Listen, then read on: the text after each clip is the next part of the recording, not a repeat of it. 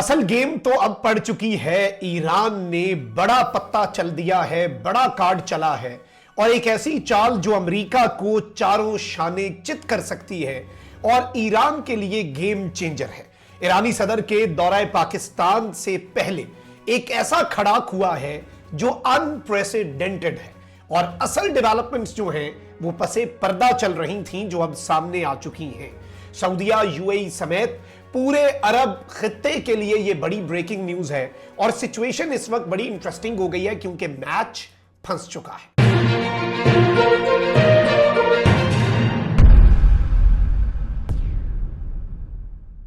बिस्मिल्लाहिर्रहमानिर्रहीम, अस्सलाम वालेकुम। मैं हूं मखदूम शहाबुद्दीन। 23 जून 2026 मंगल का दिन। नाज़रीन कराम, कुछ इंतहाई आम तरीन अपडेट्स हैं जो आपके सामने रखनी है। एक जानिब तो ईरान और अमेरिका के दरमियान टेक्निकल लेवल के मुज़ाकरात भी स्विट्जरलैंड में खत्म हुए।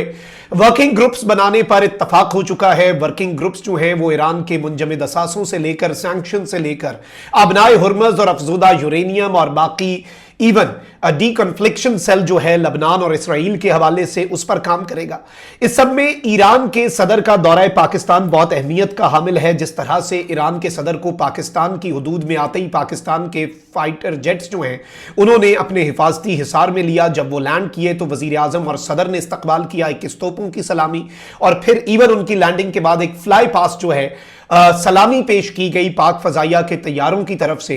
ये अनप्रेसिडेंटेड है। ईरान पर से ऑयल सैंक्शंस हट चुकी हैं। मसूद पज़ेश्कियां का दौरा पाकिस्तान और फिर इवन पाकिस्तान के अंदर जो वो अब मुआहदे साइन करेंगे, फिर सबसे पहला दौरा करके पाकिस्तान का शुक्रिया अदा करने का जो इन्होंने ऐलान किया है, ये बहुत इंपॉर्टेंट है। लेकिन इसके साथ ही साथ कुछ और बड़ी इंटरेस्टिंग हैपनिंग्स भी हो रही हैं और इस सब के अंदर अब ईरान जो है वो फ्रंट सीट पर आ चुका है और ईरान एक बड़ा स्टेप उठाने जा रहा है अबनाए हुर्मुज़ के हवाले से। क्योंकि याद रखिएगा कि ईरान को यह रियलाइज हो चुका है कि अबनाए हुर्मुज़ उसके हाथ में एक ऐसा हथियार है जो शायद एक एटमी हथियार से भी ज्यादा ताकतवर है और अल्टीमेटली तो ईरान के पास सिर्फ अबनाए हुर्मुज़ नहीं, ईरान की एक हिमायत याफ्ता गिरोह जो है वो लबनान में हौसी भी हैं, तो वो अबनाए बाबुल मंदब भी बंद कर सकते हैं। इस दफा तो ईरान ने सिर्फ एक अबनाए हुर्मुज़ बंद किया, तो ये भी ईरान के हाथ में एक हथियार है और अब ईरान वो हथियार जो है उसे बेहतरीन अंदाज में यूज करना चाहता है। मैं सारी डिटेल्स जो है वो आपके सामने रखता हूं, लेकिन उससे पहले अगर अभी तक आपने इस वीडियो को लाइक नहीं किया, लाइक जरूर कर दें, कॉमेंट सेक्शन में राय का इजहार भी कीजिएगा और पाकिस्तान जिंदाबाद का जो नारा है ये आपने कमेंट सेक्शन में जरूर लिखना है। तो सबसे पहले एक और बड़ी डेवलपमेंट भी ले लें। जारी बात है कि सबको मालूम है कि इसराइल जो है उसकी लबनान में कार्रवाइयां एक बहुत बड़ी रुकावट बनकर सामने आई इस पूरे पीस प्रोसेस में और अब यूनाइटेड स्टेट्स ने मुझे लगता है कि बड़े वाज़े और वाशगाफ अल्फाज में बता दिया होगा इसराइल को कि भाई अगर आपको हमारा इत्तेहाद चाहिए, हमारा साथ चाहिए, तो आपको हमारे इस मुआहदे का एहतराम करना होगा। ट्रंप को अमेरिकी मीडिया के मुताबिक यूएस इंटेलिजेंस पहले ये रिपोर्ट दे चुकी हुई है कि इसराइल चीज़ों को ख़राब कर सकता है और अभी भी जंग बंदी के मामलात तो चल रहे हैं, लेकिन लबनान पर इसराइल के कुछ हमले हुए हैं, ख़वातीन और बच्चों समेत कुछ लोगों की शहादत की इत्तलात भी हैं।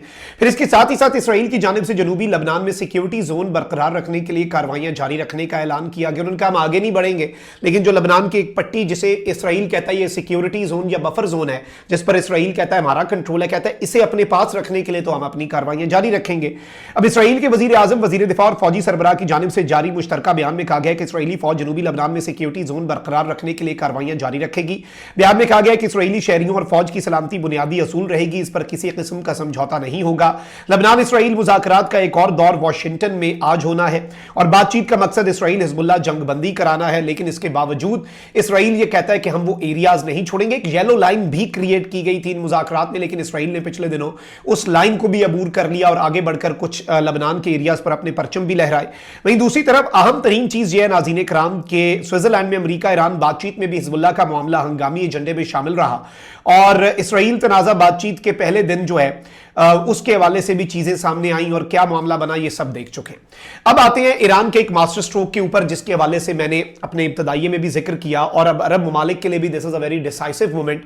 एक तरफ तो अब ये भी इत्तलात हैं कि देखें पाकिस्तान की बहुत से लोगों के लिए शायद ये अचीवमेंट होगी कि पाकिस्तान ने ईरान जो है उसे और पाकिस्तान ने अमेरिका जो है उनकी लड़ाई रुकवाई। पाकिस्तान ने अमेरिका के जरिए इसराइल को रोका। मैं समझता हूं उससे बड़ी अचीवमेंट पाकिस्तान की यह रही है कि पाकिस्तान ने अरब्स को ईरान से लड़ने से रोका। बराह रास्त मुसलमानों की आपस में जंग जो है उसकी राह में पाकिस्तान एक रुकावट बना रहा। बहुत से लोगों को इसकी तकलीफ हुई, बहुत से लोगों का एजेंडा खत्म हो गया जो चाहते थे कि मुसलमान आपस में लड़कर मर जाएं और उन्हें कुछ ना करना पड़े। वो तमाम फरीकैन जो है उन्हें मुंह की खाना पड़ी क्योंकि पाकिस्तान एक ब्रिज का किरदार अदा करता रहा। अभी भी मैं आपको यह बता दूं कि पाकिस्तान जो है वो एक बहुत बड़ा काम कर सकता है और वो ये है कि इनिशियली सऊदी अरब और फिर बाकी ममालिक भी शायद इसमें शामिल हो जाएं कि ईरान और अरब्स का कोई मुआहदा करवा दिया जाए जिसमें अरब्स कहें कि हमारी सरजमीन ईरान के खिलाफ इस्तेमाल नहीं होगी और ईरान को यही कंसर्न है, तो ईरान कहेगा कि भाई हम जवाबी हमला जो है वो अरब्स पर फिर नहीं करेंगे। तो ये एक बहुत बड़ी और मस्बत डेवलपमेंट भी सामने आ सकती है।